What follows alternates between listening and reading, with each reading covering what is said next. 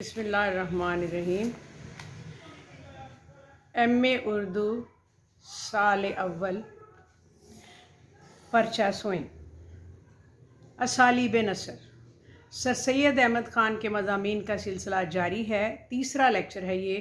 اور اس ویڈیو میں تہذیب الاخلاق رسالہ جو ہندوستان سے انہوں نے شائع کیا تھا اور اس میں جو مضامین شائع ہوتے تھے ان کے بارے میں بتایا جائے گا۔ اور ہندوستان کا جیسے کہ آپ کو پتہ ہے ہر فرد اس بات کے ساتھ متفق تھا کہ ان کی مسلم دوستی اور ان کی اصلاحی خدمات کا معترف ہے، کیونکہ جب سر سید نے مسلمانوں کا ہاتھ تھاما تو اس وقت ان کی ہمتیں جواب دے چکی تھیں اور پوری قوم ناگفتہ بے حالات میں گزارا کر رہی تھی، اور ان پر مایوسی جو تھی وہ طاری تھی، اور انہیں ایسا کوئی راستہ نظر نہ آتا تھا جس پر چل کر وہ اپنی تہذیب و تمدن کی حفاظت اور اس کے علاوہ فارغ البالی کے ساتھ جو تھے وہ عزت کی زندگی گزار سکے۔ ایک طرف ان کو انگریزی حکومت کی جو عتاب تھا اس کے ساتھ سامنا تھا، اور دوسری جانب ہندوؤں کی دشمنی، اور اس کے علاوہ ان کی اپنی جو نااہلی تھی اس کا بھی ان کی خستہ حالی میں بہت زیادہ دخل تھا۔ یہ وہ حالات تھے جن میں کوئی کسی قوم کا زندہ رہنا اور ترقی کی راہ پر گامزن ہونا ایک کسی معجزے سے کم نہیں۔ سر سید نے اس عظیم جو کام تھا اس کا عزم کیا، اور انہی کی جو مساعی جمیلہ کا نتیجہ تھا کہ مسلمان قوم اس خوفناک تباہی و بربادی سے بچ نکلی۔ غرض ایک وقت وہ تھا کہ کیسی کیسی کالی گٹھائیں جو ہماری قوم کے اوپر چھائی ہوئی تھی۔ جب وہ رند تھے تو فرہاد سے بڑھ کر تھے، جب زاہد خشک تھے تو اکھڑ تھے، اور جب صوفی تھے تو رومی سے برتر تھے۔ سر سید نے ان تمام باتوں پر کان نہ دھرے جو قوم نے انہیں بتائیں، اور اپنی ہی دھن میں لگے رہے۔ خدا نے بدلہ تو نامعلوم دیا کہ نہ دیا، لوگوں نے دے دیا۔ یعنی اسی وقت لوگ کافر، ملحد، مرتد، زندیق، اسلام کا دشمن، مسلمانوں کا پاجی، قوم کا عیب، اور جو دین و دنیا سے آزاد، سر سید نے پرواہ تک نہ کی، خوش دلی سے برداشت کرتے رہے۔ قوم نے ان کو پسند بھی کیا، اور انہوں نے تہذیب الاخلاق میں وہ مضامین لکھے خوش دلی پر مبنی، کسی بات کا انہوں نے برا نہیں منایا، اسی لیے ان کے اس عمل کو لوگوں نے پسند کیا۔ اس سلسلے میں کچھ مضامین جو انہوں نے پیش کیے ان میں رسم و رواج اور ان کا تعصب اور طریقہ زندگی، ان کی تھوڑی تھوڑی ڈیٹیل آپ کو بتائی جائے گی کہ اس میں وہ کیا لکھتے تھے۔ اس سلسلے میں انہوں نے جو رسم و رواج مضمون لکھا اس میں وہ کہتے ہیں کہ ہمیں پتہ چلتا ہے کہ ہمارے مذہب اور معاشرت میں ایسی رسومات کو غلط قرار دے دیا گیا ہے، ترک کر دیا گیا ہے جو کہ غیر اسلامی ہیں، جو ہمارے مذہب اور معاشرت میں نہیں، کیونکہ ان کو اپنانے سے صرف ذلت اور ان افراد پر ہی جو ہے وہ اشخاص پر ہی منحصر نہیں بلکہ وہ مذہب پر بھی آ جاتی ہے، اور یہ بات کہی جاتی ہے کہ مسلمان یعنی وہ گروہ جو مذہب اسلام کا پیرو ہے نہایت ذلیل و خوار ہو رہا ہے۔ چنانچہ اس میں در حقیقت ہمارے فعال و عادات کا نتیجہ یہ ہے کہ اسلام اور مسلمانوں کی ذلت ہوتی ہے، ایسے کاموں سے وہ ہم چھوڑ دیں، اور ان کی شائستگی اور کوشش کرنا حقیقت میں ایسا ہوا کہ جو تمدن اور تہذیب تھا، وہ تربیت تھی، اس میں شائستگی کی پیدا کرنے کی کوشش کی جائے، اور جو جتنا دنیاوی امور سے متعلق ہے اس سے زیادہ دینی امور سے متعلق ہو، اور جتنے فائدے ہمیں اس دنیا میں حاصل ہونے والے ہیں ان سے توقع نہ کی جائے بلکہ دین سے توقع کی جائے، جس کو فنا کبھی نہیں۔ دنیا میں حاصل ہونے والی جو توقع ہے کی جا سکتی ہے، اس سے کہیں زیادہ اس دنیا میں نہیں، بلکہ جو فنا ہے سب کچھ فنا ہے۔ دوسرا جو تعصب تھا اس میں کہتے ہیں کہ اس میں یہ اچھائیاں اور برائیاں انہوں نے بتائیں کہ اس طرح سے پردہ اٹھایا کہ پڑھنے والے کی آنکھیں کھلیں۔ وہ لکھتے ہیں کہ بہت سی قومیں جو اپنے تعصب کے باعث تمام باتوں میں، اخلاق میں، علم و ہنر میں، فضل و دانش میں، تہذیب و شائستگی میں، کیا جاہ و جلال و مال و دولت میں اعلیٰ درجہ سے نہایت پست درجہ بلکہ ذلت و خواری کو پہنچ گئیں، اور اس سے آگے چل کر کہتے ہیں کہ بہت سی قومیں ایسی بھی ہیں جنہوں نے اپنے بے تعصبی سے ہر جگہ ہر قوم نے اچھی جگہ بنائی اور بہت اچھی باتیں ہر قوم سے اچھی باتیں اخذ کیں، اور نچلے درجے سے اونچے درجے پر پہنچ گئیں۔ اور انہوں نے یہ بھی بیان کر دیا کہ تعصب انسان کو ہزار طرح کی نیکیوں حاصل کرنے سے باز رکھتا ہے۔ ایک مضمون انہوں نے طریقہ زندگی بتایا۔ جو لوگ چمچے کانٹے سے کھانا کھاتے تھے اس کے بارے میں وہ کہتے ہیں کہ چمچہ کانٹا استعمال کرنا اس وقت نیا نیا آیا تھا تہذیب میں، تو اس کے بارے میں انہوں نے کہا کہ لوگوں نے جب وہ مسلمانوں کو ہاتھ سے کھاتے ہوئے دیکھتے انگریز لوگ تو نفرت اور حقارت سے دیکھتے،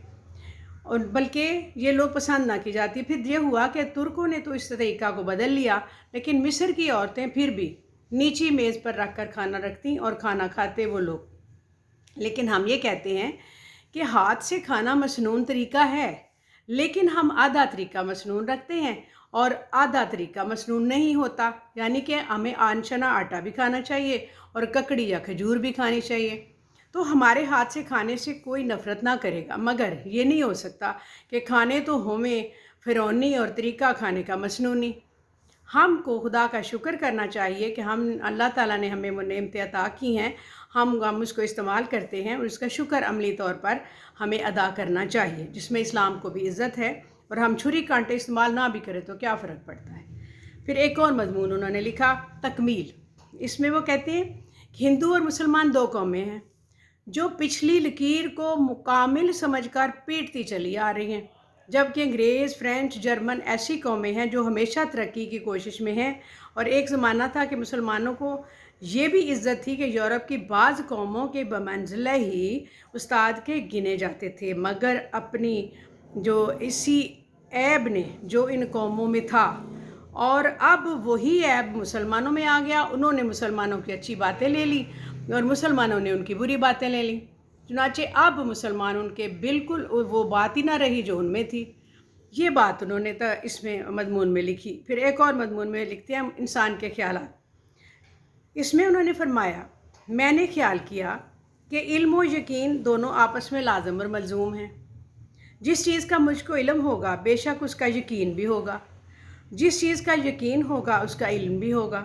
بس میں نے خیال کیا کہ یقین بغیر علم کے اور علم بغیر یقین کے ممکن نہیں۔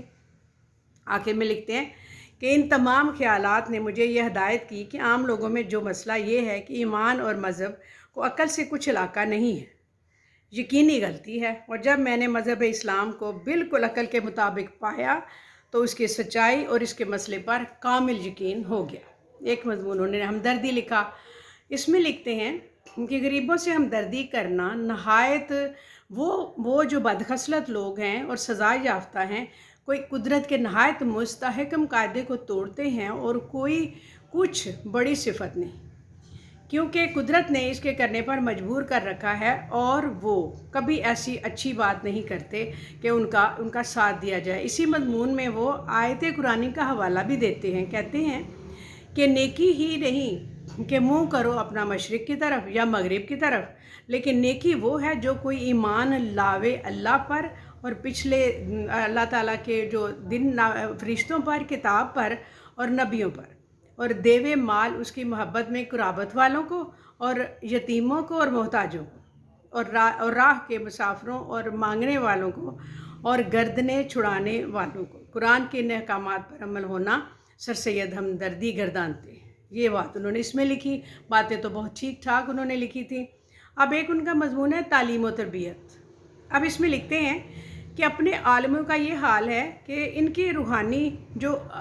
طاقت ہے بالکل نیست و نابود ہو چکی ہے، صرف زبانی بک بک یا تکبر اور غرور اپنے کو بے مثل اور بے نظیر قابل ادب سمجھنے کے اور کچھ باقی نہیں ہے۔ زندہ ہوتے ہیں مگر دلی اور روحانی جو ان کی طاقت ہے شگفتگی کے اعتبار سے بالکل مردار ہوتے ہیں۔ کتابیں پڑھتے ہیں اور جس قدر عمدہ کتابیں فراہم کی جائیں پڑھتے ہیں، بہت زور و شور سے پڑھتے ہیں، لیکن عمل کچھ نہیں،